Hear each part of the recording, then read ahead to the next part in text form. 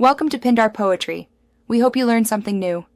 You begin by preparing the detector and immediate area. Make sure batteries are full and set sensitivity, discrimination, and ground balance for local soil. Then perform a systematic sweep. Walk slowly, use 1/2 swing overlap, and flag any consistent beeps. Once you have a strong, repeatable signal, stop and pinpoint with short sweeps. Use headphones to hear subtle tones.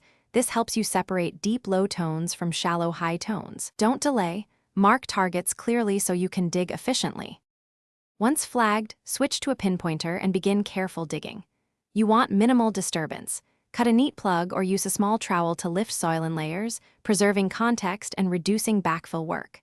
After each removal, sweep the hole and the removed soil with the detector. This checks if the target moved. If you get multiple tones, sift the soil to separate items.